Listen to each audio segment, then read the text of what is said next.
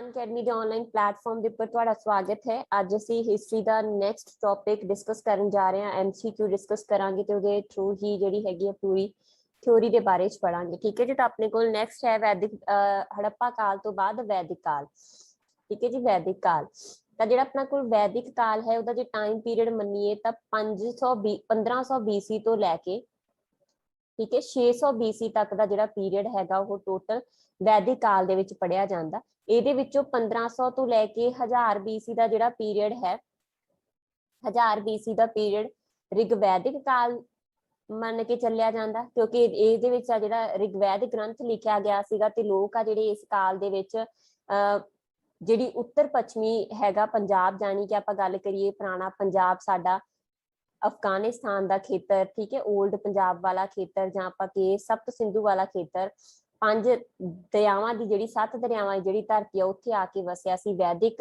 ਹਨਾ। ਤੇ ਇਹਨੂੰ ਅਸੀਂ ਪੂਰੇ ਨੂੰ ਅਸੀਂ ਰਿਗਵੈਦਿਕ ਕਾਲ ਦਾ ਨਾਮ ਦਿੰਦੇ ਹਾਂ ਤੇ ਇਹਦੇ ਚ ਰਿਗਵੈਦਿਕ ਗ੍ਰੰਥ ਲਿਖਿਆ ਗਿਆ ਸੀ। ਇਸ ਤੋਂ ਬਾਅਦ ਦਾ ਕਾਲ ਹੈਗਾ ਉੱਤਰ ਵੈਦਿਕ ਕਾਲ।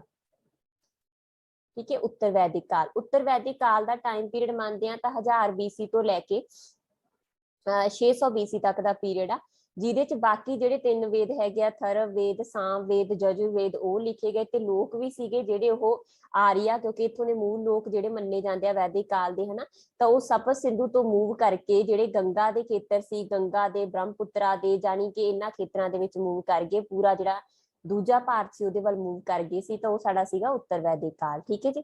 ਤਾਂ ਆਪਾਂ ਇਹਦੇ ਬਾਰੇ ਡਿਸਕਸ ਕਰਨਾ ਤਾਂ ਆਪਣੇ ਕੋਲ ਵੈਦਿਕ ਤੁਹਾਨੂੰ ਕਲੀਅਰ ਹੋ ਗਿਆ। ਤਾਂ ਵੈਦਿਕ ਸਭ ਤੋਂ ਪਹਿਲਾਂ ਤਾਂ ਜਿਹੜੇ ਵੈਦਿਕ ਲੋਕ ਸੀਗੇ ਉਹ ਕਿਹੜੇ ਸੀਗੇ? ਆਰੀਆ। ਠੀਕ ਹੈ। ਵੈਦਿਕ ਲੋਕ ਕਿਹੜੇ ਸੀਗੇ? ਆਰੀਆ। ਤਾਂ ਆਪਣੇ ਕੋਲ ਜਿਹੜੇ ਉੱਥੇ ਰੈਜ਼ੀਡੈਂਟ ਸੀ ਉਹਨਾਂ ਨੂੰ ਆਰੀਆ ਕਿਹਾ ਗਿਆ। ਤਾਂ ਆਰੀਆ ਸ਼ਬਦ ਦਾ ਕਹਿੰਦੇ ਕੀ ਮਤਲਬ ਆ? ਤਾਂ ਆਰੀਆ ਸ਼ਬਦ ਦਾ ਬੇਟਾ ਮਤਲਬ ਹੁੰਦਾ ਹਾਈ ਬਰਥ। ਠੀਕ ਹੈ। ਉੱਚ ਜਨਮ, ਹਾਈ ਬਰਥ, ਜਿਨ੍ਹਾਂ ਦਾ ਇਹ ਮੰਨਿਆ ਜਾਂਦਾ ਕਿ ਉੱਚ ਜਿਹੜੇ ਹੈਗੇ ਵਰਗਾਂ ਦੇ ਵਿੱਚ ਇਹਨਾਂ ਨੇ ਜਨਮ ਲਿਆ, ਇਹਨਾਂ ਨੂੰ ਬੜਾ ਗਿਆਨ ਸੀ। ਠੀਕ ਹੈ। ਤੇ ਇਸ ਕਰਕੇ ਜਿਹੜਾ ਆਰੀਆ ਸ਼ਬਦ ਹੈ ਇਹਦਾ ਮਤਲਬ ਕੀ ਆ? ਉੱਚ ਜਨਮ। ਉਂਝ ਜਿਹੜੇ ਆਰੀਆ ਸੀਗੇ ਉਹ ਕਿਹੜੇ ਸੀਗੇ? ਜਿਹੜੇ ਕਿ ਵੈਦਿਕ ਕਾਲ ਦੇ ਵਿੱਚ ਆ ਕੇ ਲੋਕ ਵਸੇ, ਬਟ ਇਹਨਾਂ ਦਾ ਮੀਨਿੰਗ ਕੀ ਹੈਗਾ ਆਰੀਆ ਦਾ? ਉੱਚ ਜਨਮ। ਕਲੀਅਰ। ਉਸ ਤੋਂ ਬਾਅਦ ਨੈਕਸਟ ਕੁਐਸਚਨ ਆਪਣੇ ਕੋਲ, ਵੇਦ ਦਾ ਕੀ ਮਤਲਬ ਆ? ਦੇਖੋ ਪਹਿਲਾਂ ਤਾਂ ਇਸ ਕਾਲ ਨੂੰ ਵੈਦਿਕ ਕਾਲ ਕਿਉਂ ਆਖਿਆ ਜਾਂਦਾ? ਕਿਉਂਕਿ ਇਸ ਕਾਲ ਦੇ ਵਿੱਚ ਵੇਦ ਗ੍ਰੰਥ ਲਿਖੇ ਗਏ ਆ। ਠੀਕ ਹੈ। 4 ਵੇਦ ਗ੍ਰੰਥ ਹੋਏ ਨੇ। ਕਿਹੜੇ ਕਿਹੜੇ? ਰਿਗਵੇਦ, ਸਾਮਵੇਦ, ਠੀਕ ਹੈ, ਯਜੁਰਵੇਦ ਤੇ ਅਥਰਵਵੇਦ। ਠੀਕ ਹੈ। ਅਥਰਵਵੇਦ। ਤਾਂ ਇਹ ਆਪਣੇ ਕੋਲ 4 ਵੇਦ ਇਸ ਕਾਲ ਦੇ ਵਿੱਚ ਲਿਖੇ ਗਏ, ਇਸ ਕਰਕੇ ਇਹਨਾਂ ਨੂੰ ਵੈਦਿਕ ਕਾਲ ਆਖਿਆ ਜਾਂਦਾ। ਤਾਂ ਵੇਦ ਦਾ ਕੀ ਮਤਲਬ ਆ? ਤਾਂ ਵੇਦ ਦਾ ਮਤਲਬ ਹੁੰਦਾ ਬੇਟਾ ਨੌਲੇਜ ਐਂਡ ਕੌਨਸ਼ੀਅਸਨੈਸ। ਵੈਸੇ ਠੀਕ ਹੈ, ਕੰਸਾਇੰਸ, ਨੌਲੇਜ ਐਂਡ ਕੰਸਾਇੰਸ। ਤਾਂ ਵੇਦ ਦਾ ਮਤਲਬ ਵੈਸੇ ਕੀ ਹੈ? Knowledge and conscience. ਤਾਂ ਆਪਾਂ ਨਾਰਮਲ ਦੇਖੀਏ ਤਾਂ ਇਹ ਜਿਹੜੇ ਵੇਦ ਹੁੰਦੇ ਆ ਇਹਨਾਂ ਨੂੰ ਮੰਤਰ ਵੀ ਕਹਿ ਸਕਦੇ ਆ, ਆਪਾਂ ਸ਼ਲੋਕ ਵੀ ਕਹਿ ਸਕਦੇ ਆ, ਇਹਨਾਂ ਦਾ ਮਤਲਬ ਦੇ ਤੌਰ ਤੇ ਗਿਆਨ ਵੀ ਕਹਿ ਸਕਦੇ। ਤਾਂ ਆਪਣੇ ਕੋਲ ਆਨਸਰ ਕੀ ਆ ਗਿਆ ਇੱਥੇ? ਸਾਰੇ। ਠੀਕ ਹੈ ਜੀ। ਕਲੀਅਰ। ਉਸ ਤੋਂ ਬਾਅਦ ਹੈ ਆਪਣੇ ਕੋਲ ਕੁਐਸਚਨ, ਮੈਕਸ ਮੂਲਰ ਨੇ ਕਿਹੜਾ ਆਰੀਆ ਦੀ ਉਤਪਤੀ ਦਾ ਸਿਧਾਂਤ ਦਿੱਤਾ? ਦੇਖੋ ਆਰੀਆ ਕਿੱਥੋਂ ਆਏ ਇਹਨੂੰ ਲੈ ਕੇ ਕਾਫੀ ਸਾਰਾ ਜਿਹੜਾ ਡਾਊਟ ਆ, ਸਾਰੇ ਇਤਿਹਾਸਕਾਰ ਆਪਣਾ ਆਪਣਾ ਇਹਦੇ ਬਾਰੇ ਰਾਏ ਦਿੰਦੇ ਆ, ਕਾਫੀ ਸਾਰੇ ਸਿਧਾਂਤ ਇਹਨੂੰ ਲੈ ਕੇ ਦਰਜ ਆ। ਠੀਕ ਹੈ। ਤਾਂ ਡਿਫਰੈਂਟ ਸਿਧਾਂਤ ਆ, ਜਿਵੇਂ ਆਪਾਂ ਕਹੀਏ ਸਭ ਤੋਂ ਪਹਿਲਾਂ ਆਪਣੇ ਕੋਲ ਆ ਗਿਆ ਇੱਕ ਯੂਰਪੀਅਨ ਸਿਧਾਂਤ। ਠੀਕ ਹੈ। European theory. ਤਾਂ ਯੂਰਪੀਅਨ ਥਿਊਰੀ ਦਿੱਤੀ ਸੀਗੀ W ਜੋਨਸ ਨੇ, ਤੇ W ਜੋਨਸ ਨੇ ਇਹ ਕਿਹਾ ਕਿ ਜਿਹੜੇ ਆਰੀਆ ਸੀਗੇ ਉਹ ਕਿੱਥੋਂ ਆਏ ਸੀਗੇ? ਯੂਰਪ ਤੋਂ। ਠੀਕ ਹੈ। ਇਹਨੇ ਕੀ ਮੰਨਿਆ? ਕਿੱਥੋਂ ਆਏ ਆ? ਯੂਰਪ ਤੋਂ। ਸਾਡੇ ਕੋਲ ਜਿਹੜਾ ਦੂਜਾ ਸਿਧਾਂਤ ਸੀਗਾ ਉਹ ਸੀਗਾ ਸਪਤ ਸਿੰਧੂ ਦਾ ਸਿਧਾਂਤ। ਤਾਂ ਸਪਤ ਸਿੰਧੂ ਕਿਹੜਾ ਸੀ? ਸਾਡਾ ਹੀ 7 ਦਰਿਆਵਾਂ ਵਾਲਾ ਏਰੀਆ। ਤੁਹਾਨੂੰ ਕਲੀਅਰ ਹੋਣਾ 7 ਦਰਿਆਵਾਂ ਵਾਲਾ ਏਰੀਆ ਨਾ, ਤੁਹਾਡੀਆਂ ਸ਼ਾਇਦ ਕੁਝ ਕਲਾਸਿਸ ਹਿਸਟਰੀ ਜਾਂ ਹਿਸਟਰੀ ਪੰਜਾਬ ਹਿਸਟਰੀ ਜਾਂ ਕਿਸੇ ਕਲਾਸਿਸ ਦੇ ਵਿੱਚ ਸ਼ਾਇਦ ਤੁਹਾਨੂੰ ਕਰਵਾਤਾ ਹੋਵੇ, ਹਨਾ। ਤਾਂ ਸਪਤ ਸਿੰਧੂ ਦਾ ਏਰੀਆ ਕਿਹੜਾ ਹੈਗਾ? 5 ਦਰਿਆਵਾਂ ਦੀ ਧਰਤੀ ਟੋਟਲ, ਜਿਹੜੀ ਸਤਲੁਜ ਹੋ ਗਿਆ, ਬਿਆਸ ਹੋ ਗਿਆ, ਰਾਵੀ ਹੋ ਗਈ, ਚਨਾਬ ਹੋ ਗਿਆ, ਜੇਲਮ ਹੋ ਗਿਆ। ਠੀਕ ਹੈ। ਇਧਰਲੇ ਪਾਸੇ ਆਪਣੇ ਕੋਲ ਕਿਹੜੀ ਨਦੀ ਸੀਗੀ? ਸਿੰਧ ਨਦੀ। ਠੀਕ ਹੈ। ਤੇ 7ਵੀਂ ਨਦੀ ਇਧਰਲੇ ਪਾਸੇ ਸੀ ਸਰਸਵਤੀ। ਤਾਂ ਸਿੰਧ ਤੋਂ ਲੈ ਕੇ ਸਰਸਵਤੀ ਨਦੀ ਤੱਕ ਦਾ ਪੂਰਾ ਏਰੀਆ ਜਿਸ ਸਾਡਾ ਪੁਰਾਣਾ ਪੰਜਾਬ, ਅਫਗਾਨਿਸਤਾਨ, ਠੀਕ ਹੈ, ਸਾਰਾ ਏਰੀਆ ਸ਼ਾਮਲ ਸੀ। ਤਾਂ ਜਿਹੜਾ ਸਪਤ ਸਿੰਧੂ ਦੀ ਥਿਊਰੀ ਆ, ਸਪਤ ਸਿੰਧੂ ਦੀ ਥਿਊਰੀ ਭਾਰਤੀਆਂ ਦੀ ਥਿਊਰੀ ਆ। ਇਹਨਾਂ ਨੇ ਇਹ ਆਖਿਆ ਕਿ ਜਿਹੜੇ ਆਰੀਆ ਲੋਕ ਸੀਗੇ ਉਹ ਭਾਰਤ ਦੇ ਹੀ ਮੂਲ ਨਿਵਾਸੀ ਸੀਗੇ। ਇਹ ਥਿਊਰੀ ਦਿੱਤੀ ਸੀਗੀ ਸੰਪੂਰਨਾ ਦਾਸ ਨੇ। ਮਤਲਬ ਇਹ ਕਿਤੋਂ ਨਹੀਂ ਬਾਹਰੋਂ ਆਏ, ਇਹ ਕਹਿੰਦੇ ਇੱਥੋਂ ਦੇ ਸੀ। ਠੀਕ ਹੈ। ਸੰਪੂਰਨਾ ਦਾਸ ਨੇ ਤੇ AC ਦਾਸ ਨੇ, ਸੌਰੀ ਸੰਪੂਰਨਾ ਨੰਦ ਨੇ ਤੇ ਏसी दास ने। ठीक है जी। तीजा सिद्धांत अपने कोल हैगा आर्कटिक सिद्धांत। आर्कटिक सिद्धांत दिता सीगा अपने कोल बाल गंगाधर तिलक ने। ठीक है, बाल गंगाधर तिलक। बाल गंगाधर तिलक दी एक बुक आ केड़ी, आर्कटिक होम इन वेदास। ठीक है, आर्कटिक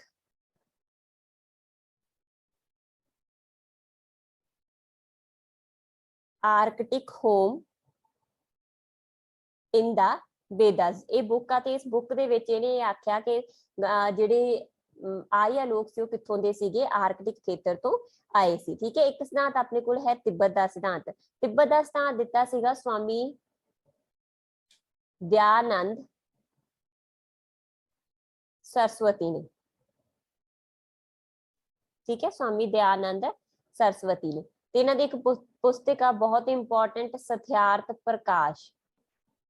की नाम है ਉਹਦਾ, सत्यार्थ प्रकाश। ਤਾਂ ਜਿਹੜੀ सत्यार्थ प्रकाश बुक हैगी ਆ बेटा, सत्यार्थ प्रकाश बुक ਦੇ ਵਿੱਚ ਹੀ ਇਹ ਦੱਸਿਆ ਕਿ ਇਹ ਜਿਹੜੇ ਮੂਲ ਨਿਵਾਸੀ ਸੀ ਕਿੱਥੋਂ ਦੇ ਸੀਗੇ, ਤਿੱਬਤ ਦੇ, ਤੇ ਇੱਥੋਂ ਹੀ ਉਹ ਆਏ ਸੀਗੇ ਕਿੱਥੇ, ਸੱਪ ਸਿੱਧੂ ਦੇ ਖੇਤਰ ਦੇ ਵਿੱਚ। ਠੀਕ ਹੈ, ਤੇ ਸਭ ਤੋਂ ਜ਼ਿਆਦਾ ਪ੍ਰਸਿੱਧ ਸਿਧਾਂਤ ਹੈਗਾ ਮੱਧ ਏਸ਼ੀਆ ਦਾ ਸਿਧਾਂਤ, ਜਿਹੜਾ ਕਿ ਮੈਕਸ ਮੂਲਰ ਨੇ ਦਿੱਤਾ ਤੇ ਸਭ ਤੋਂ ਜ਼ਿਆਦਾ ਵੈਲਿਡ ਵੀ ਇਹੀ ਸਿਧਾਂਤ ਮੰਨਿਆ ਜਾਂਦਾ। ਠੀਕ ਹੈ, ਮੈਕਸ ਮੂਲਰ ਦੀ ਇੱਕ ਬੁੱਕ ਦਾ ਨਾਮ ਸੀਗਾ lectures on the science of language. ਠੀਕ ਹੈ, लैंगुएज के आधार के उपर इन्हें अंदाजा लाया। लैंगुएज के आधार उपर इन्हें देखा कि जिहड़ी मध्य एशिया की भाषा हैगी ते जिहड़ी आर्य लोकां द्वारा भाषा बोली जाती है उस बड़ी समानता हैगी ते इस करके कित्थों आए मन्ने जाते हैगे आ, मध्य एशिया तो। सब तो ज्यादा वैलिड सिद्धांत यही मन्निया जाता कि आर्य कित्थों आए, मध्य एशिया तो। ठीक है बेटा, नैक्सट क्वेश्चन अपने कोल आर्य सब तो पहला कित्थे आके वसे। तो मैं ऑलरेडी तुहानूं दस चुकी हाँ कि आर्य जिहड़े हैगे आ वो सब तो पहला कित्थे आके वसे सीगे। आर्य सब तो पहला कित्थे आके वसे, सप्त सिद्धू दे खेतर दे विच। ठीक है, तो वो 1500 तो लैके 1000 BC का पहला पीरियड आ जिहदे विच इह आके असी ऋग्वैदिक काल का पीरियड मानते हैं। सप्त सिंधु दे विच ही जिहड़ा सीगा साडा पहला ग्रंथ ऋग्वैदिक लिखिया गया। ठीक है जी, क्लीयर। जे आपां ऋग्वैदिक काल दे विच जियोग्राफिकल कंडीशन की गल करते हैं, मतलब इस काल दे विच जियोग्राफिकल कंडीशन की गल करते हैं, तो जानकारी का मुख्य सोमा किहड़ा हैगा अपने कोल, ऋग्वेद ही। ठीक है, तो ऋग्वेद दे विच टोटल 40 नदियां का जिक्र किया गया। ठीक है, नाल ही जिहड़ा हैगा ऋग्वेद दे विच एक नदी सुक्त श्लोक आ, नदी सुक्त श्लोक। तो नदी सुक्त श्लोक दे विच जिहड़ा हैगा 21 नदियां का जिक्र भी किया गया। ठीक है, टोटल नदी ते टोटल 40 नदियां ते नदी सुक्ता दे विच 21 नदियां का जिहड़ा जिक्र आ वो किया गया। जिहड़ियां 7 नदियां दी मैं गल करदी हां उन्हां नदियां दे नाम भी डिफरेंट रहे आ इस काल दे विच। ठीक है, जे आपां गल करिए सिंध आ तां सिंध नूं उस टाइम ते आपां इंडस आपां हुण आखदे आ, पुराना नाम ओहदा की सीगा, सिंध। इंडस नदी जिहनूं असीं हुण सिंध आखदे आ, सॉरी आपां हुण इंडस आखदे, उदों नाम सीगा सिंध। एक नदी सीगी अपने कोल जेहलम, तां जेहलम दा पुराना नाम काफी बच्चों ने शायद कीता होवे, वित्सता। ठीक है, चिनाब, ते चिनाब दा पुराना नाम की सीगा, मतलब वैदिक नाम की सीगा, असीकनी, असीकनी। ठीक है, देन आ गया अपने कोल रावी। रावी बहुत बार क्वेश्चन पूछा जाता, रावी दा ओल्ड नाम सीगा परूशनी। ब्यास, ब्यास का ओल्ड नाम सीगा विपास। मतलब वैदिक नाम दस रहे हैं, ऋग्वैदिक ग्रंथ दे विच ये नाम सीगे। ठीक है, सतलुज नदी सी, सतलुज का नाम सीगा सतुदरी। ये चो बेटा आम ही क्वेश्चन पूछे जाते हैं। ठीक है जी, सतलुज का नाम सीगा सतुदरी। फिर आ गई साडे को सरस्वती। सरस्वती नूं हुण असीं घग्गर भी कहना, सुख घग्गर भी गई है साडी वैसे ना, तो असीं जिहड़ी सीगी सरस्वती हुण एग्जिस्ट नहीं करदी ये सरस्वती जां दृश्य दवती। ठीक है, दृश्य दवती भी आख्या जाता। ठीक है, गंडक आ जिहड़ी, गंडक नूं उस टाइम ते सदनीर आख्या जांदा। ते महत्वपूर्ण नदियां सी जिहड़ियां तुसीं ध्यान दे विच रखणीआं। इहदे नाल रिलेटेड ही जे आपां नदियां दे नाल रिलेटेड ही अपना जिक्र चल रहा, तो नदियां दे विचों ही कई बार पुछ लैंदे हुंदे आ क्वेश्चन कि इस काल दी सब तो प्रसिद्ध नदी, तो सब तो प्रसिद्ध नदी किहड़ी सीगी, सिंधु। ठीक है, सब तो प्रसिद्ध नदी किहड़ी सीगी, सिंधु। जिहड़ी गंगा नदी हैगी आ ओहदा जिक्र पूरे ऋग्वेद दे विच एक बार आया, ते जमुना नदी का जिहड़ा जिक्र हैगा वो पूरे ऋग्वेद दे विच 3 बार आया। ठीक है जी, ਰਿਗਵੇਦ ਦੇ ਵਿੱਚ 3 ਵਾਰ ਆਇਆ। ਤੇ ਸਰਸਵਤੀ ਨਦੀ ਆ ਜਿਹੜੀ ਸਭ ਤੋਂ ਜ਼ਿਆਦਾ ਪੋਇਸ ਰਿਵਰ ਮੰਨੀ ਜਾਂਦੀ ਹੈ, ਯਾਨੀ ਕਿ ਸਭ ਤੋਂ ਜ਼ਿਆਦਾ ਪਵਿੱਤਰ ਨਦੀ। ਜੇ ਪੁੱਛਣ ਸਭ ਤੋਂ ਜ਼ਿਆਦਾ ਪਵਿੱਤਰ ਨਦੀ ਕਿਹੜੀ ਸੀ ਸਰਸਵਤੀ ਤੇ ਸੌਰੀ ਰਿਗਵੈਦਿਕ ਕਾਲ ਦੇ ਵਿੱਚ, ਤਾਂ ਸਭ ਤੋਂ ਜ਼ਿਆਦਾ ਪਵਿੱਤਰ ਕਿਹੜੀ ਸੀਗੀ? ਸਰਸਵਤੀ ਨਦੀ। ਠੀਕ ਹੈ। ਇੱਕ ਹੋਰ ਚੀਜ਼ ਆ ਰਿਗਵੈਦਿਕ ਕਾਲ ਦੇ ਵਿੱਚ ਜਿਹੜੀ ਪਰੂਸ਼ਨੀ ਨਦੀ ਨੂੰ ਲੈ ਕੇ ਸਾਹਮਣੇ ਆਉਂਦੀ ਆ। ਪਰੂਸ਼ਨੀ ਨਦੀ ਦੇ ਉੱਪਰ ਹੀ ਬੇਟਾ, ਯਾਨੀ ਕਿ ਰਾਵੀ ਨਦੀ ਦੇ ਕੰਢੇ ਦੇ ਉੱਪਰ ਹੀ ਦਸਰਾਜਨ ਵਾਰ ਵੀ ਹੋਈ ਸੀ। ਠੀਕ ਹੈ। ਇਸ ਕਾਲ ਦੇ ਵਿੱਚ ਮਤਲਬ ਯੁੱਧ ਦਾ ਜ਼ਿਕਰ ਮਿਲਦਾ ਕਿ ਉਸ ਕਾਲ ਦੇ ਵਿੱਚ ਯੁੱਧ ਹੋਏ ਆ ਤੇ ਦਸਰਾਜਨ ਵਾਰ ਹੋਈ ਸੀਗੀ। ਦਸਰਾਜਨ ਵਾਰ ਆ ਜਿਹੜੀ ਉਹਦੇ ਚ ਇੱਕ ਪਾਸੇ 10 ਰਾਜੇ ਸੀਗੇ। ਠੀਕ ਹੈ। ਦਸਰਾਜਨ ਤਾਂ ਆਖਦੇ ਇੱਕ ਪਾਸੇ 10 ਰਾਜੇ ਸੀ ਤੇ ਦੂਜੇ ਪਾਸੇ ਸੀਗਾ ਜਿਹੜਾ ਸੁਦਾਸ ਰਾਜਾ ਸੀ। ਸੁਦਾਸ ਤ੍ਰਿਸ਼ੂਸ਼ ਪਰਿਵਾਰ ਦਾ ਮਤਲਬ ਭਰਤ ਰਾਜਾ ਮੰਨਿਆ ਜਾਂਦਾ। ਤਾਂ ਸੁਦਾਸ ਦੇ ਵਿਚਕਾਰ ਤੇ ਜਿਹੜੇ ਦਸਰਾਜਨ ਸੀ 10 ਰਾਜੇ ਸੀ ਉਹਨਾਂ ਦੇ ਵਿਚਕਾਰ ਇਹ ਯੁੱਧ ਹੋਇਆ ਸੀ ਜਿਹਦੇ ਚ ਸੁਦਾਸ ਜੇਤੂ ਰਿਹਾ ਸੀ। ਠੀਕ ਹੈ ਬੇਟਾ, ਕਲੀਅਰ।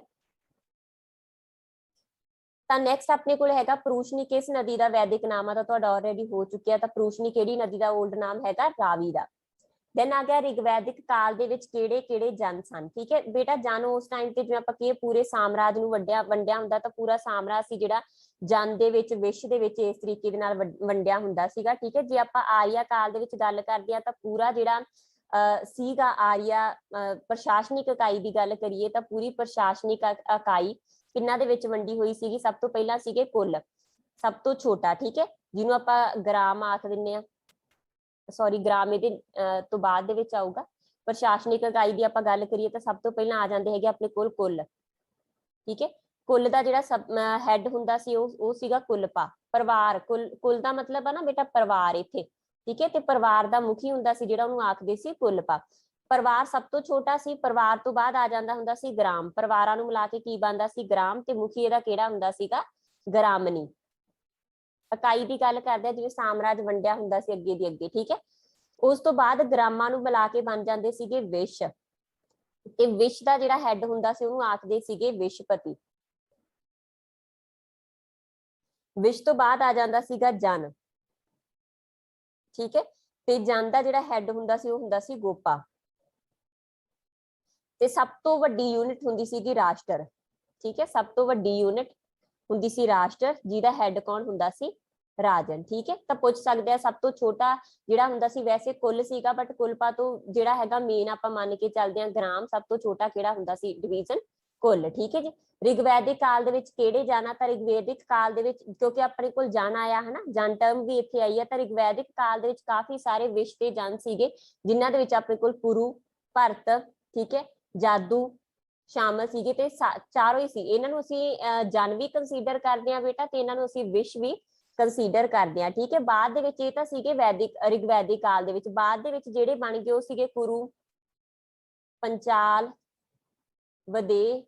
ਠੀਕ ਹੈ। ਇਹ ਹੈਗੇ ਆ ਜਿਹੜੇ ਲੇਟਰ ਵੈਦਿਕ ਕਾਲ ਯਾਨੀ ਉੱਤਰ ਕਾਲ ਦੇ ਵਿੱਚ ਹੋਣ ਦੇ ਵਿੱਚ ਆਉਂਦੇ ਆ। ਠੀਕ ਹੈ। ਇਹ ਮੇਨ ਧਿਆਨ ਦੇ ਵਿੱਚ ਰੱਖਿਓ ਕਿ ਜਿਹੜਾ ਇਹਨਾਂ ਦਾ ਸ਼ਾਸਨ ਪ੍ਰਬੰਧ ਸੀ ਉਹ ਸਾਰਾ ਰਾਜ ਤੰਤਰ ਮੁਖੀ ਸੀ, ਮਤਲਬ ਰਾਜਾ ਹੀ ਸ਼ਾਸਨ ਦਾ ਮੁਖੀ ਹੋਇਆ ਕਰਦਾ ਸੀਗਾ। ਤੇ ਰਾਜੇ ਦੀ ਸਲਾਹ ਦੇ ਵਾਸਤੇ ਇੱਕ ਪੁਰੋਹਿਤ ਹੁੰਦਾ ਸੀ। ਠੀਕ ਹੈ। ਤੇ ਨਾਲ ਹੀ ਇੱਕ ਜਿਹੜਾ ਸੀਗਾ ਉਹ ਸੈਨਾਨੀ ਹੁੰਦਾ ਸੀਗਾ ਜਿਹੜਾ ਕਿ ਸੈਨਾ ਦਾ ਮੁਖੀ ਹੁੰਦਾ ਸੀ। ਠੀਕ ਹੈ। ਪੁਰੋਹਿਤ ਤੇ ਉਹਦੀ ਸਲਾਹ ਦੇ ਲਈ, ਰਾਜੇ ਦੀ ਸਲਾਹ ਦੇ ਲਈ ਕੌਣ ਹੁੰਦੇ ਸੀਗੇ? ਪੁਰੋਹਿਤ ਤੇ ਸੈਨਾਨੀ। ਇੱਕ ਹੋਰ ਰਾਜੇ ਨੂੰ ਜਿਹੜੀਆਂ ਸੀਗੀਆਂ ਸਲਾਹ ਦੇਣ ਦੇ ਲਈ ਦੋ ਸੰਸਥਾਵਾਂ ਪ੍ਰਮੁੱਖ ਸੀ, ਤਿੰਨ ਸੀ ਵੈਸੇ ਬਟ ਦੋ ਪ੍ਰਮੁੱਖ, ਇੱਕ ਹੈਗੀ ਸੀ ਸਭਾ, ਇੱਕ ਸੀਗੀ ਸਭਾਪਤੀ, ਸੌਰੀ ਸਮਿਤੀ। ਠੀਕ ਹੈ। ਇੱਕ ਸੀ ਸਭਾ ਤੇ ਇੱਕ ਸੀਗੀ ਸਮਿਤੀ। ਸਭਾ ਤੇ ਸਮਿਤੀ। ਜਿਹੜੀ ਸਭਾ ਸੀਗੀ ਬੇਟਾ ਉਹ ਜੋ ਆਪਾਂ ਕੀ ਕਾਉਂਸਲ ਆਫ ਐਲਡਰਸ, ਵੱਡਿਆਂ ਦੀ ਸੰਸਥਾ ਸੀ, ਸ਼੍ਰੇਸ਼ਟ ਲੋਕਾਂ ਦੀ। ਠੀਕ ਹੈ। ਵੱਡੇ ਲੋਕਾਂ ਦੀ ਸੰਸਥਾ ਸੀਗੀ। ਤੇ ਸਮਿਤੀ ਦੇ ਵਿੱਚ ਸਧਾਰਨ ਸਾਰੇ ਲੋਕ ਸ਼ਾਮਲ ਹੁੰਦੇ ਸੀ। ਜਿਵੇਂ ਆਪਾਂ ਕਹਿ ਦਈਏ ਪੰਚਾਇਤੀ ਰਾਜ ਦੀ ਆਪਾਂ ਗੱਲ ਕਰਦੇ ਹਾਂ, ਜਿਹੜੇ ਤਾਂ ਪੰਚਾਇਤਾਂ ਦੇ ਪੰਚਾਇਤ ਦੇ ਮੈਂਬਰ ਆ ਉਹ ਸਾਰੇ ਸਭਾ ਹੋ ਗਈ। ਜਿਹੜਾ ਪੂਰਾ ਪਿੰਡ ਸੀਗਾ ਉਹ ਕਿਹੜਾ ਆਪਾਂ ਸਮਿਤੀ ਕਹਿ ਦਈਏ, ਹਨਾ। ਤਾਂ ਉਸ ਤਰੀਕੇ ਨਾਲ ਜਿਹੜੇ ਸਾਰੇ ਲੋਕ ਸੀ ਸਮਿਤੀ ਦੇ ਵਿੱਚ ਸ਼ਾਮਲ ਹੁੰਦੇ ਸੀ ਤੇ ਸਭਾ ਦੇ ਵਿੱਚ ਖਾਸ ਲੋਕ ਸ਼ਾਮਲ ਹੁੰਦੇ ਸੀ। ਠੀਕ ਹੈ। ਜਿਹੜੀ ਸਭਾ ਤੇ ਸਮਿਤੀ ਹੈਗਾ ਇਹਦਾ ਜ਼ਿਕਰ ਸਾਨੂੰ ਅਥਰਵ ਵੇਦ ਦੇ ਵਿੱਚ ਮਿਲਦਾ। ਠੀਕ ਹੈ। ਅਥਰਵ ਵੇਦ ਦੇ ਵਿੱਚ ਇਹਦਾ ਜ਼ਿਕਰ ਆਪਾਂ ਨੂੰ ਮਿਲਦਾ। ਕਲੀਅਰ। ਉਸ ਤੋਂ ਬਾਅਦ ਆ ਗਿਆ ਆਪਣੇ ਕੋਲ ਰਾਜੇ ਨੂੰ ਸਲਾਹ ਦੇਣ ਦੇ ਲਈ ਵੈਦਿਕ ਕਾਲ ਦੇ ਵਿੱਚ ਕੀ ਸੀਗਾ? ਸਭਾ ਸੀ, ਸਮਿਤੀ ਸੀ ਤੇ ਵਿਦਤ ਸੀ। ਚਾਹੇ ਤਿੰਨੇ ਹੀ ਸੀਗੀਆਂ। ਵਿਦਤ ਵੀ ਸੰਸਥਾ ਹੁੰਦੀ ਸੀ ਬਟ ਲੇਟਰ ਜਿਹੜਾ ਉੱਤਰ ਵੈਦਿਕ ਕਾਲ ਆ ਉੱਥੇ ਵਿਦਤ ਬਿਲਕੁਲ ਖਤਮ ਹੋ ਗਈ ਤੇ ਸਭਾ ਤੇ ਸਮਿਤੀ ਐਗਜ਼ਿਸਟੈਂਸ ਦੇ ਵਿੱਚ ਰਹੀਆਂ। ਠੀਕ ਹੈ ਜੀ। ਦੈਨ ਆ ਗਿਆ ਰਾਜ ਦੀ ਸਭ ਤੋਂ ਛੋਟੀ ਇਕਾਈ ਕਿਹੜੀ ਸੀ? ਰਾਜ ਦੀ ਸਭ ਤੋਂ ਛੋਟੀ ਇਕਾਈ ਵੈਸੇ ਕੁੱਲ ਆ, ਹਨਾ। अब मैं पहला ही दस चुकी हाँ, वैसे कुल सब तो छोटी इकाई है बट राज फिर भी डिवाइडेड हुंदा सीगा ते इस करके इत्थे कुल दी ऑप्शन ही नहीं है, तो अपने कोल आंसर आ गया ग्राम। जी दा मुखी कौन हुंदा सी? ग्रामणी। विश दा मुखी कौन सी? विशपति। जन दा मुखी जिहड़ा जन सीगा, जन दा मुखी कौन हुंदा सी? गोपा। ते राष्ट्र दा मुखी किहड़ा हुंदा सी? राजन। क्लियर बेटा? उस तो बाद नैक्सट क्वेश्चन अपने कोल ऋग्वैदिक काल, ऋग्वैदिक काल दे काल किन्ने समाज सीगा जिहड़ा ऋग्वैदिक, किन्ने वर्णां दे विच वंडिया होगा? वर्ण किहड़ियां सीगीਆਂ? जातां। ठीक है, तो ऋग्वैदिक चार जिहड़े वर्णां दे विच वंडिया होया सी, किहड़े किहड़े? ब्राह्मण, ठीक है, क्षत्रिय, वैश्य ते शूद्र। क्लियर बेटा? ਜਿਹੜੇ ਬ੍ਰਾਹਮਣ ਸੀਗੇ ਉਹ ਕਿਹੜੇ ਸੀਗੇ? ਜਿਵੇਂ ਅਧਿਆਪਕ ਹੋ ਗਏ, ਪੰਡਤ ਹੋ ਗਏ। ਕਸ਼ਤਰੀ ਦੇ ਵਿੱਚ ਕੌਣ ਕੌਣ ਸ਼ਾਮਲ ਸੀ? ਜਿਵੇਂ ਰਾਜਾ ਹੋ ਗਿਆ, ਪ੍ਰਸ਼ਾਸਨਿਕ ਹੋ ਗਈ ਹੈ ਨਾ। ਵੈਸ਼ ਦੇ ਵਿੱਚ ਕੌਣ ਕੌਣ ਸ਼ਾਮਲ ਸੀ? ਕਿਸਾਨ ਤੇ ਵਪਾਰੀ ਵਰਗ ਸ਼ਾਮਲ ਸੀ, ਤੇ ਸ਼ੂਦਰ ਦੇ ਵਿੱਚ ਕਾਰੀਗਰ ਤੇ ਦਾਸ ਵਰਗ ਸ਼ਾਮਲ ਸੀ। ਠੀਕ ਹੈ, ਬਟ ਵਰਨ ਸਿਸਟਮ ਸੀਗਾ ਜਿਹੜਾ ਬੇਟਾ ਇੱਥੇ ਜੱਦੀ ਨਹੀਂ ਸੀਗਾ। ਸ਼ੁਰੂ ਦੇ ਵਿੱਚ ਦੋ ਕਾਲਾਂ ਦੀ ਗੱਲ ਚੱਲ ਰਹੀ ਹੈ ਨਾ, ਇੱਕ ਸੀਗਾ ਰਿਗਵੈਦਿਕ ਕਾਲ, ਤਾਂ ਰਿਗਵੈਦਿਕ ਕਾਲ ਦੇ ਵਿੱਚ ਜਿਹੜਾ ਇਹ ਵਰਨ ਸਿਸਟਮ ਹੈ ਜੱਦੀ ਨਹੀਂ ਸੀਗਾ, ਕਿੱਤੇ ਦੇ ਆਧਾਰ ਤੇ ਸੀ। ਜੇ ਮੈਂ ਕਹਤਾ ਕਸ਼ਤਰੀ ਦੇ ਵਿੱਚ ਰਾਜਾ, ਤਾਂ ਜਿਹੜਾ ਪਰਸਨ ਵੀ ਰਾਜਾ ਬਣ ਗਿਆ ਉਹ ਆਪਣੇ ਆਪ ਕਸ਼ਤਰੀ ਦੇ ਵਿੱਚ ਆ ਗਿਆ, ਬੇਸ਼ੱਕ ਉਹ ਕਿਸੇ ਸ਼ੂਦਰ ਪਰਿਵਾਰ ਦੇ ਨਾਲ ਸੰਬੰਧ ਰੱਖਦਾ ਹੋਵੇ, ਬੇਸ਼ੱਕ ਵੈਸ਼ ਕਿਸਾਨ ਹੋਵੇ, ਬਟ ਉਹ ਰਾਜਾ ਬਣ ਗਿਆ ਤਾਂ ਕਸ਼ਤਰੀ ਬਣ ਜੂ। ਇਸੇ ਤਰੀਕੇ ਨਾਲ ਕੋਈ ਬ੍ਰਾਹਮਣ ਖੇਤੀ ਕਰਨ ਲੱਗ ਗਿਆ ਤਾਂ ਬ੍ਰਾਹਮਣ ਨਾ ਰਹਿ ਕੇ ਕਿਹੜੀ ਕੈਟਾਗਰੀ ਦੇ ਵਿੱਚ ਆ ਗਿਆ? ਯਾਨੀ ਕਿੱਤੇ ਤੇ ਆਧਾਰ ਸੀ। ਰਿਗਵੈਦਿਕ ਕਾਲ ਦੇ ਵਿੱਚ ਵਰਨ ਸਿਸਟਮ ਕਿੱਤੇ ਤੇ ਆਧਾਰਿਤ ਸੀਗਾ, ਤੇ ਉੱਤਰ ਵੈਦਿਕ ਕਾਲ ਦੇ ਵਿੱਚ ਉਸ ਤੋਂ ਬਾਅਦ, ਯਾਨੀ ਕਿ ਆਪਾਂ 1000 BC ਤੋਂ ਬਾਅਦ ਦੀ ਗੱਲ ਕਰਦੇ ਹਾਂ, ਤਾਂ 1000 BC ਤੋਂ 600 BC ਦੇ ਵਿਚਕਾਰ ਇਹ ਕਿਹਦੇ ਤੇ ਬਣ ਗਿਆ? ਇਹ ਜਨਮ ਦੇ ਆਧਾਰ ਤੇ ਬਣ ਗਿਆ। ਜਿਹਨੇ ਜਿਹੜੇ ਚ ਜਨਮ ਲਿਆ ਉਸੇ ਦੇ ਆਧਾਰ ਉੱਪਰ ਆ ਜਿਹੜਾ ਵਰਨ ਸਿਸਟਮ ਉਹ ਸਟਰੋਂਗ ਹੋ ਗਿਆ। ਠੀਕ ਹੈ, ਫਿਰ ਜ਼ਿਆਦਾ ਭੇਦਭਾਵ ਵੱਧ ਗਿਆ। ਠੀਕ ਹੈ ਜੀ।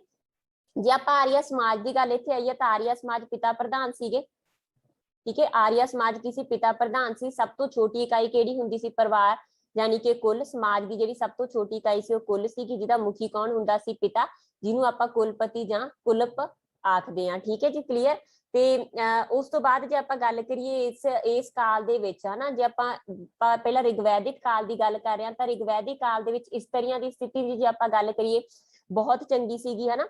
परदा प्रथा नहीं सी, बाल प्रथा नहीं सी, पति तो बाद विधवा सी जिहड़ी अपने दिओर नाल विआह करा सकदी सी। औरतां दी सिक्ख्या भी ऋग्वैदिक काल दे विच जिक्र मिलदा, जिवें लोपा मुद्रा होगी, अपला होगी, कोशा होगी, विद्वान औरतां सी। नाल ही गार्गी दे नाल जिहड़ा है वार्ता, गार्गी दे नाल भी जिहड़ा है वार्ता दा जिक्र है वो मिलदा। ठीक है, आर्या दा जिहड़ा सीगा इह सी ऋग्वैदिक काल दे विच। उस तों बाद उत्तर वैदिक काल दे विच जिहड़ा पोस्ट वैदिक काल आ, ਉਹਦੇ 'ਚ ਇਹ ਸਾਰੀਆਂ ਚੀਜ਼ਾਂ ਸਟਰੋਂਗ ਹੋ ਗਈਆਂ। ਔਰਤਾਂ ਨਾਲ ਭੇਦਭਾਵ ਵੀ ਹੋਣ ਲੱਗ ਗਿਆ, ਸਿੱਖਿਆ ਵੀ ਪ੍ਰਾਪਤ ਨਹੀਂ ਸੀ ਕਰ ਸਕਦੀਆਂ, ਹਨਾ। ਅਲੱਗ-ਅਲੱਗ ਜਿਹੜੀਆਂ ਪ੍ਰਥਾਵਾਂ ਉਹ ਸ਼ੁਰੂ ਹੋ ਗਈਆਂ। ਠੀਕ ਹੈ ਜੀ। ਇਸ ਤੋਂ ਬਿਨਾਂ ਜੇ ਆਪਾਂ ਆਰੀਆ ਦੀ ਇੱਥੇ ਕਿੱਤੇ ਦੀ ਗੱਲ ਕਰਦੇ ਹਾਂ ਤਾਂ ਕਿੱਤਾ ਉਹਨਾਂ ਦਾ ਖੇਤੀਬਾੜੀ ਸੀ, ਪਸ਼ੂ ਪਾਲਣ ਪ੍ਰਮੁੱਖ ਸੀਗਾ। ਠੀਕ ਹੈ, ਤੇ ਆਰੀਆ ਦਾ ਜਿਹੜਾ ਪੀਣਯੋਗ ਖਾਣ ਦੇ ਵਿੱਚ ਜਿਹੜਾ ਸਭ ਤੋਂ ਜ਼ਿਆਦਾ ਪ੍ਰਸਿੱਧ ਚੀਜ਼ ਹੁੰਦੀ ਸੀ ਉਹ ਸੀ ਸੋਮ ਰਸ, ਤੇ ਇਹ ਸੋਮ ਰਸ ਦੀ ਦੇਵਤਾ ਸਮਝ ਕੇ ਪੂਜਾ ਵੀ ਕੀਤੀ ਜਾਂਦੀ ਸੀ। ਠੀਕ ਹੈ ਜੀ। ਬਨਸਪਤੀ ਤੋਂ ਇੱਕ ਤਰੀਕੇ ਦੀ ਸ਼ਰਾਬ ਹੁੰਦੀ ਸੀ ਜਿਹੜੀ ਬਨਸਪਤੀ ਤੋਂ ਤਿਆਰ ਕੀਤੀ ਜਾਂਦੀ ਸੀ। ਠੀਕ ਹੈ, ਵਿਆਹ ਦੀਆਂ ਕਾਫੀ ਸਾਰੀਆਂ ਕਿਸਮਾਂ ਸੀਗੀਆਂ। ਵਿਆਹ ਉਸ ਟਾਈਮ ਤੇ ਕਾਫੀ ਕਿਸਮਾਂ ਦੇ ਵਿਆਹ ਜਿਹੜੇ ਸੀਗੇ ਉਹ ਵੀ ਪ੍ਰਚਲਿਤ ਸੀ, ਜਿਵੇਂ ਬ੍ਰਹਮਾ ਵਿਆਹ ਕਹਿ ਦਈਏ, ਹਨਾ, ਜਾਂ ਦੇਵ ਵਿਆਹ ਕਹਿ ਦਈਏ, ਅਰਸ਼ ਵਿਆਹ ਕਹਿ ਦਈਏ। ਇਹਦੇ ਚ ਤੁਹਾਨੂੰ ਕੁਐਸਚਨ ਆਉਣ ਦੀ ਕੋਈ ਸੰਭਾਵਨਾ ਨਹੀਂ ਹੈਗੀ। ਠੀਕ ਹੈ, ਤਾਂ ਜਿਹੜਾ ਵਿਆਹ ਦੀਆਂ ਕਿਸਮਾਂ ਡਿਫਰੈਂਟ ਤਰ੍ਹਾਂ ਦੇ ਵਿਆਹ, ਜਿਹੜੀ ਸਮਾਜ ਦਾ ਜਿਹੜਾ ਸਰੂਪ ਸੀ ਉਹ ਇਸ ਤਰੀਕੇ ਦਾ ਸੀ। ਕਲੀਅਰ ਬੇਟਾ? ਉਸ ਤੋਂ ਬਾਅਦ ਨੈਕਸਟ ਕੁਐਸਚਨ ਆਪਣੇ ਕੋਲ ਅਸਵ ਕਿਹਨੂੰ ਆਖਦੇ ਆ? ਅਸਵ ਵੀ ਬਹੁਤ ਇੰਪੋਰਟੈਂਟ ਕੁਐਸਚਨ ਆ। ਅਸਵ ਕੀ ਆ? ਅਸਵ ਆਖਿਆ ਜਾਂਦਾ ਬੇਟਾ ਘੋੜੇ ਨੂੰ। ਠੀਕ ਹੈ, ਅਸਵ ਕਿਹਨੂੰ ਆਖਿਆ ਗਿਆ ਰਿਗਵੈਦਿਕ ਕਾਲ ਦੇ ਵਿੱਚ? ਘੋੜੇ ਨੂੰ। ਇਹ ਬਹੁਤ ਹੀ ਇੰਪੋਰਟੈਂਟ ਕੁਐਸਚਨ ਆ। ਅਸ਼ਵਮੇਧ ਜੱਗ ਸੁਣਿਆ ਹੋਣਾ ਤੁਸੀਂ। ਅਸ਼ਵਮੇਧ ਜੱਗ ਅਸੀਂ ਸਭ ਨੇ ਕਿਤੇ ਨਾ ਕਿਤੇ ਕਲਾਸ ਦੇ ਵਿੱਚ ਪੜ੍ਹਿਆ ਹੋਇਆ। ਤਾਂ ਉਹ ਚ ਘੋੜਾ ਛੱਡਿਆ ਜਾਂਦਾ ਸੀ ਨਾ, ਤਾਂ ਅਸ਼ਵ ਘੋੜੇ ਦੇ ਲਈ ਹੀ ਵਰਤਿਆ ਗਿਆ ਸ਼ਬਦ ਆ। ਠੀਕ ਹੈ, ਤਾਂ ਜਿਹੜਾ ਸੀਗਾ ਉਸ ਟਾਈਮ ਤੇ ਜਿਹੜਾ ਅਸ਼ਵਮੇਧ ਵਰਡ ਸੀ ਉਹ ਮੇਨ ਤੌਰ ਤੇ ਪਸ਼ੂਆਂ ਦੇ ਲਈ ਯੂਜ਼ ਕੀਤਾ ਗਿਆ ਸੀਗਾ। ਇੱਥੇ ਮੈਂ ਥੋੜੀ ਆਰਥਿਕ ਕੰਡੀਸ਼ਨ ਵੀ ਦੱਸ ਦਵਾਂ, ਹਨਾ। ਆਰਥਿਕ ਕੰਡੀਸ਼ਨ ਦੀ ਗੱਲ ਕਰੀਏ, ਮੇਨ ਖੇਤੀਬਾੜੀ ਤੇ ਬੇਸਡ ਆ, ਪਸ਼ੂ ਪਾਲਣ ਦੇ ਉੱਪਰ ਬੇਸਡ ਆ। ਠੀਕ ਹੈ, ਇੱਥੇ ਵੀ ਜਿਹੜਾ ਵਟਾਂਦਰਾ ਪ੍ਰਣਾਲੀ ਹੀ ਹਜੇ ਐਗਜ਼ਿਸਟ ਕਰ ਰਹੀ ਹੈ। ਜਿਵੇਂ ਹੜੱਪਾ ਕਾਲ ਦੇ ਵਿੱਚ ਸੀ, ਵਟਾਂਦਰਾ ਪ੍ਰਣਾਲੀ ਕੀ ਸੀਗਾ? ਜਿਹਦੇ ਚ ਐਕਸਚੇਂਜ ਸਿਸਟਮ, ਹੈ ਨਾ, ਬਾਰਟਰ ਸਿਸਟਮ, ਸਮਾਨ ਹੀ ਇੱਕ ਦੂਜੇ ਨੂੰ ਦਿੱਤਾ ਜਾਂਦਾ ਸੀਗਾ, ਸਮਾਨ ਦਾ ਹੀ ਲੈਣ ਦੇਣ ਕੀਤਾ ਜਾਂਦਾ ਸੀ। ਤੇ ਬਾਰਟਰ ਦੀ ਜਿਹੜੀ ਇੱਥੇ ਮੁੱਖ ਇਕਾਈ ਹੁੰਦੀ ਸੀ ਉਹ ਸੀ ਗਾਂ। ਗਾਂ ਇੱਥੇ ਬਹੁਤ ਜ਼ਿਆਦਾ ਪ੍ਰਸਿੱਧ ਆ ਬੇਟਾ। ਗਾਂ ਦੀ ਪੂਜਾ ਹੁੰਦੀ ਸੀ, ਤੇ ਗਾਂ ਨੂੰ ਵੈਦਿਕ ਕਾਲ ਦੇ ਵਿੱਚ ਜਿਹੜਾ ਮਤਲਬ ਖਾਸ ਜਿਹੜਾ ਸਥਾਨ ਸੀਗਾ ਉਹ ਪ੍ਰਾਪਤ ਸੀ। ਠੀਕ ਹੈ ਜੀ, ਤਾਂ ਇਹਨੂੰ ਮੇਨ ਧਿਆਨ ਦੇ ਵਿੱਚ ਰੱਖਿਓ। ਗਾਂ ਸੀਗੀ ਜਿਹੜੀ ਇਸ ਟਾਈਮ ਤੇ ਮੇਨ ਮੇਨ ਸੀਗੀ ਤੇ ਕੁਝ ਸੋਨੇ ਦੇ ਸਿੱਕਿਆਂ ਦੇ ਐਵੀਡੈਂਸ ਵੀ ਆ ਜਿਹੜੇ ਉਹ ਇੱਥੇ ਮਿਲਦੇ ਆ। ਠੀਕ ਹੈ, ਸੋਨੇ ਦੇ ਸਿੱਕੇ ਹੋਣ ਦਾ ਐਵੀਡੈਂਸ ਵੀ ਇੱਥੇ ਮਿਲਦਾ। ਗਾਂ ਦਾ ਮੁੱਲ ਤੇ ਸੋਨੇ ਦਾ ਮੁੱਲ ਇਸ ਟਾਈਮ ਤੇ ਬਰਾਬਰ ਮੰਨਿਆ ਜਾਂਦਾ ਸੀ ਕਿਉਂਕਿ ਗਾਂ ਬੜੀ ਹੀ ਕੀਮਤੀ ਹੁੰਦੀ ਸੀ। ਠੀਕ ਹੈ ਜੀ। ਇਸ ਕਾਲ ਦੇ ਵਿੱਚ ਆਪਾਂ ਪੋਟਰੀ ਦੀ ਗੱਲ ਕਰੀਏ, ਰਿਗਵੈਦਿਕ ਕਾਲ ਦੀ ਗੱਲ ਕਰ ਰਹੇ ਹਾਂ ਆਪਾਂ। ਪਹਿਲਾਂ ਤਾਂ ਰਿਗਵੈਦਿਕ ਕਾਲ ਦੇ ਵਿੱਚ ਜਿਹੜੀ ਪੋਟਰੀ ਸੀ ਉਹ ਸੀਗੀ OCP, ਯਾਨੀ ਔਚਰੇ ਕਲਰ, ਭੂਰਾ ਕਲਰ, ਭੂ ਪਤਾ ਨਹੀਂ ਸ਼ਾਇਦ ਪੰਜਾਬੀ ਦੇ ਵਿੱਚ ਕੀ ਬੋਲਦੇ ਹੁੰਦੇ ਆ ਉਹਨੂੰ, ਗ੍ਰੇ ਕਲਰ ਦੀ ਪੋਟਰੀ ਜਾਂ ਹਨਾ, ਤਾਂ ਔਚਰੇ ਕਲਰ ਪੋਟਰੀ ਜਿਹੜੀ ਸੀਗੀ OCP ਬੋਲਦੇ ਆ। ਔਚਰੇ ਕਲਰ ਪੋਟਰੀ ਯਾਨੀ ਬਰਤਨ ਇਸ ਟਾਈਮ ਤੇ ਪ੍ਰਸਿੱਧ ਮੰਨੇ ਜਾਂਦੇ ਆ। ਵਪਾਰ ਵੀ ਪ੍ਰਮੁੱਖ ਸੀਗਾ, ਲੋਕ ਜਾਣਦੇ ਸੀਗੇ, ਵਪਾਰੀ ਵਰਗ ਮੇਨ ਰਾਜਾਸ਼ਾਹੀ ਪਰਿਵਾਰਾਂ ਦੇ ਵਿੱਚ ਵੀ ਆ ਜਾਂਦਾ ਸੀਗਾ, ਤਾਂ ਇਸ ਕਰਕੇ ਜਿਹੜੇ ਵਪਾਰੀ ਵਰਗ ਸੀ ਉਹਨੂੰ ਆਖਦੇ ਸੀਗੇ ਪਨੀ। ਠੀਕ ਹੈ, ਵਪਾਰੀ ਵਰਗ ਨੂੰ ਕੀ ਆਖਿਆ ਗਿਆ? ਪਨੀ। ਕਲੀਅਰ। ਉਸ ਤੋਂ ਬਾਅਦ ਆ ਗਿਆ ਆਪਣੇ ਕੋਲ ਵੈਦਿਕ ਕਾਲ ਵਿੱਚ ਕਿਹੜੇ ਦੇਵਤਿਆਂ ਦੀ ਪੂਜਾ ਹੁੰਦੀ ਹੈ। ਤਾਂ ਜੇ ਆਪਾਂ ਰਿਗਵੈਦਿਕ ਕਾਲ ਦੇ ਵਿੱਚ ਗੱਲ ਕਰਦੇ ਹਾਂ, ਪ੍ਰਮੁੱਖ ਦੇਵਤੇ ਅਗਨੀ, ਇੰਦਰ ਤੇ ਸੋਮ ਸੀ। ਸਭ ਤੋਂ ਜ਼ਿਆਦਾ ਪ੍ਰਮੁੱਖ ਦੇਵਤੇ ਆ, ਠੀਕ ਹੈ, ਅਗਨੀ, ਇੰਦਰ ਤੇ ਦੇਵ। ਵੈਸੇ ਹੋਰ ਵੀ ਕਾਫੀ ਸਾਰੇ ਦੇਵਤੇ ਸੀਗੇ। ਅਗਨੀ ਸੀ ਜਿਹੜੀ ਉਹਨੂੰ ਅੱਗ ਦਾ ਦੇਵਤਾ ਮੰਨਿਆ ਜਾਂਦਾ ਸੀ। ਇੰਦਰ ਸੀ ਜਿਹੜਾ ਉਹਨੂੰ ਲੜਾਈਆਂ ਦਾ ਦੇਵਤਾ ਮੰਨਿਆ ਜਾਂਦਾ ਸੀ।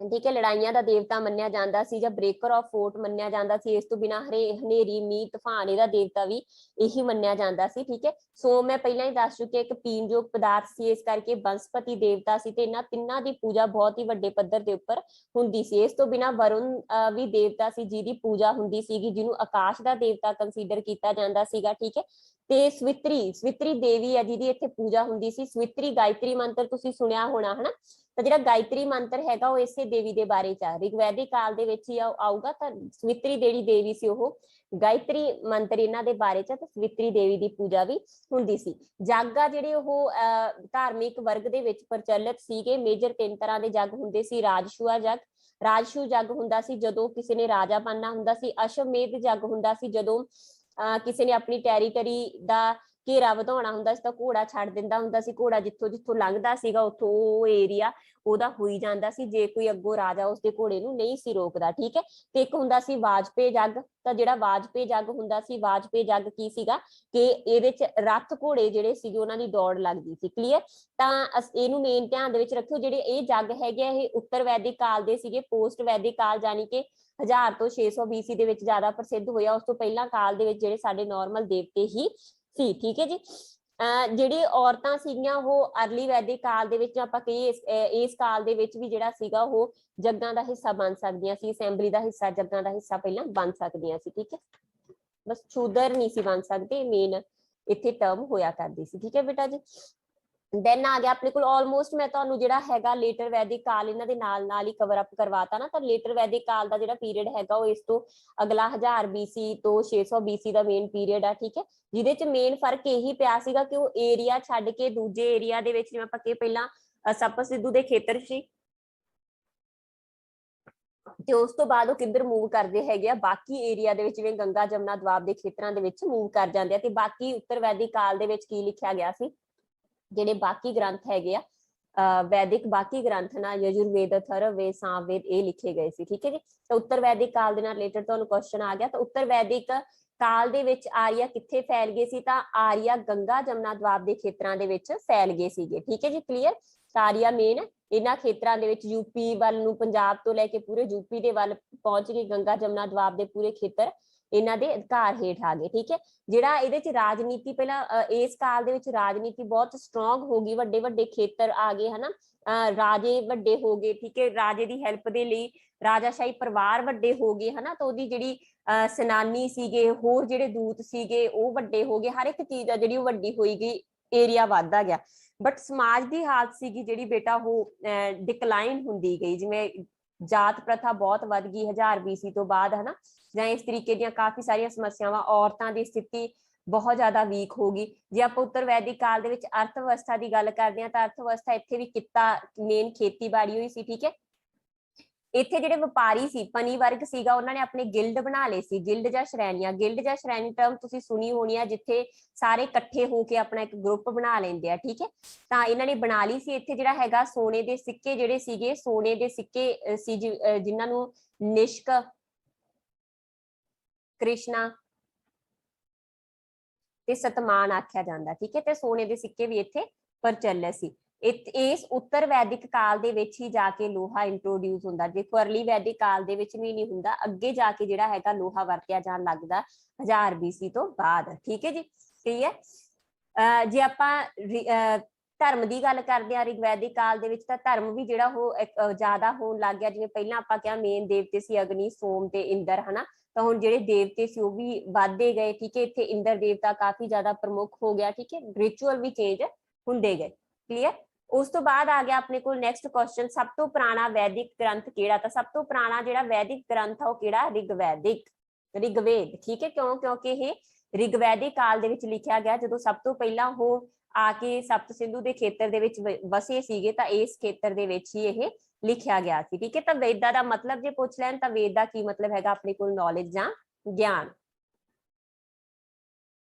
ਵੇਦ ਦਾ ਮਤਲਬ ਕੀ ਹੈ ਬੇਟਾ ਆਪਣੇ ਕੋਲ? ਨੌਲੇਜ ਜਾਂ ਗਿਆਨ। ਠੀਕ ਹੈ, ਤਾਂ ਜਿਹੜੇ 4 ਵੇਦ ਆ ਜਿਨ੍ਹਾਂ ਨੂੰ ਸਾਹਿਤਾ ਵੀ ਆਖਿਆ ਜਾਂਦਾ, ਇਕੱਠਿਆਂ ਨੂੰ ਕਲੈਕਟਿਵਲੀ ਆਪਾਂ ਸਾਹਿਤਾ ਵੀ ਆਖਦੇ ਹਾਂ। ਤਾਂ ਸਭ ਤੋਂ ਪਹਿਲਾਂ ਆਪਣੇ ਕੋਲ ਰਿਗਵੇਦਿਕ ਗ੍ਰੰਥ ਆ, ਸਭ ਤੋਂ ਪੁਰਾਣਾ ਗ੍ਰੰਥ ਆ। ਠੀਕ ਹੈ, ਫਰਸਟ ਟੈਸਟਾਮੈਂਟ ਆਫ ਮੈਨਕਾਈਂਡ ਆਖਿਆ ਜਾਂਦਾ ਇਹਨੂੰ, ਫਰਸਟ ਟੈਸਟਾਮੈਂਟ ਆਫ ਮੈਨਕਾਈਂਡ। ਠੀਕ ਹੈ, ਪਹਿਲਾ ਲਿਟਰੇਚਰ ਵੀ ਇਹੀ ਆ ਜਿਹੜਾ ਪੜਿਆ ਜਾ ਚੁੱਕਿਆ। ਠੀਕ ਹੈ, ਉਸ ਤੋਂ ਪਹਿਲਾਂ ਹੜੱਪਾ ਨੇ ਜੋ ਲਿਖਿਆ ਸਾਨੂੰ ਸਮਝ ਚ ਹੀ ਨਹੀਂ ਆਇਆ। ਤਾਂ ਮੇਨ ਭਾਸ਼ਾ ਸੰਸਕ੍ਰਿਤ ਸੀ ਇੱਥੇ, ਤੇ ਸੰਸਕ੍ਰਿਤ ਦੇ ਵਿੱਚ ਇਹ ਸਾਰੇ ਲਿਖੇ ਗਏ। ਜੇ ਪੁੱਛਣ ਕਿ ਆਰੀਆ ਦੀ ਮੇਨ ਭਾਸ਼ਾ ਕਿਹੜੀ ਹੈ, ਤਾਂ ਆਨਸਰ ਹੋਊਗਾ ਸੰਸਕ੍ਰਿਤ। ਠੀਕ ਹੈ, ਤਾਂ ਰਿਗਵੇਦ ਜਿਹੜਾ ਰਿਗਵੇਦ ਹੈਗਾ ਬਹੁਤ ਮਹੱਤਵਪੂਰਨ ਗ੍ਰੰਥ ਆ। ਲਗਭਗ 1700 BC ਦੇ ਆਸ-ਪਾਸ ਇਹਦਾ ਜਿਹੜਾ ਇਹ ਬਣਦਾ ਹੈਗਾ। ਤੇ 1028 ਜਿਹੜੇ ਹੈਗੇ ਆ ਇਹ ਚ ਸੁਕਤ ਜਾਨੀ ਕਿ ਸ਼ਲੋਕ ਜਾਂ ਆਪਾਂ ਕਹੀਏ ਹਾਈਮਨ ਸ਼ਾਮਲ ਆ, ਤੇ 10,500 ਇਹਦੇ ਵਿੱਚ ਮੰਤਰ ਸ਼ਾਮਲ ਆ। ਠੀਕ ਹੈ, ਮੰਤਰ ਸ਼ਾਮਲ ਆ, ਤੇ ਇਹਦੇ 10 ਆ ਜਿਹੜੇ ਉਹ ਮੰਡਲ ਆ ਜਾਂ ਆਪਾਂ ਕਹੀਏ ਕਾਂਡ ਆ। ਠੀਕ ਹੈ ਜੀ, ਕਲੀਅਰ। ਤਾਂ ਇਹਦੇ ਵਿੱਚੋਂ ਜਿਹੜਾ ਤੀਜਾ ਮੰਡਲ ਹੈਗਾ ਉਹ ਕਾਫੀ ਜ਼ਿਆਦਾ ਪ੍ਰਸਿੱਧ ਆ, ਕਿਉਂਕਿ ਤੀਜੇ ਮੰਡਲ ਦੇ ਵਿੱਚ ਗਾਇਤਰੀ ਮੰਤਰ ਦਾ ਜ਼ਿਕਰ ਕੀਤਾ ਗਿਆ। ਤੁਹਾਨੂੰ ਪਤਾ ਨਾ ਗਾਇਤਰੀ ਮੰਤਰ ਮੈਂ ਪਹਿਲਾਂ ਵੀ ਦੱਸ ਕੇ ਹਟੀ ਆ, ਗਾਇਤਰੀ ਮੰਤਰ ਸਵਿਤਰੀ ਦੇਵੀ ਦੇ ਬਾਰੇ ਚ ਆ। ਠੀਕ ਹੈ, ਤੇ ਨਾਲ ਹੀ ਹੈ ਇਹਦਾ ਇੱਕ ਜਿਹੜਾ 10ਵਾਂ ਮੰਡਲ ਹੈਗਾ ਉਹਦੇ ਵਿੱਚ ਪੁਰਸ਼ ਸ਼ੁਕਤਾ ਹਾਈਮਨ ਆ। ਠੀਕ ਹੈ, ਉਹਨੂੰ ਅਸੀਂ ਪੁਰਸ਼ ਸ਼ੁਕਤਾ ਹਾਈਮਨ ਆਖਦੇ ਹਾਂ। ਪੁਰਸ਼ ਸ਼ੁਕਤਾ ਸ਼ਲੋਕ ਆ ਜਿਹਦੇ ਚ 4 ਵਰਨਾਂ ਦਾ ਜ਼ਿਕਰ ਕੀਤਾ ਗਿਆ, ਕਸ਼ਤਰੀ, ਵੈਸ਼, ਸ਼ੂਦਰ, ਇਹਨਾਂ ਦਾ। ਠੀਕ ਹੈ, ਰਿਗਵੇਦ ਦੇ ਵਿੱਚ ਹੀ ਸਭ ਤੋਂ ਪਵਿੱਤਰ ਨਦੀ ਕਿਹਨੂੰ ਕਿਹਾ ਗਿਆ? ਸਰਸਵਤੀ ਨੂੰ। ਠੀਕ ਹੈ ਜੀ, ਇਹ ਕਾਫੀ ਇੰਪੋਰਟੈਂਟ ਹੋ ਸਕਦਾ। 7ਵੇਂ ਮੰਡਲ ਦੇ ਵਿੱਚ ਟੋਟਲ 10 ਮੰਡਲ ਆ, ਤਾਂ ਵਿੱਚੋਂ 7ਵੇਂ ਮੰਡਲ ਦੇ ਵਿੱਚ ਜਸਰਾਜਨ ਵਾਰ ਦੇ ਬਾਰੇ ਚ ਦੱਸਿਆ ਗਿਆ। ਤੇ ਰਿਗਵੇਦ ਦੇ ਵਿੱਚ ਜਿਹੜਾ ਟੋਟਲ ਹੈਗਾ 250 ਵਾਰ ਇੰਦਰ ਰਾਜੇ ਦਾ ਜ਼ਿਕਰ ਆਇਆ, ਇੰਦਰ ਦੇਵਤੇ ਦਾ, ਤੇ 200 ਵਾਰ ਅਗਨੀ ਦਾ ਵੀ ਦੇਵਤੇ ਦੇ ਤੌਰ ਤੇ ਜ਼ਿਕਰ ਆਇਆ। ਠੀਕ ਹੈ ਜੀ, ਤਾਂ ਇਹ ਇੰਪੋਰਟੈਂਟ ਆ।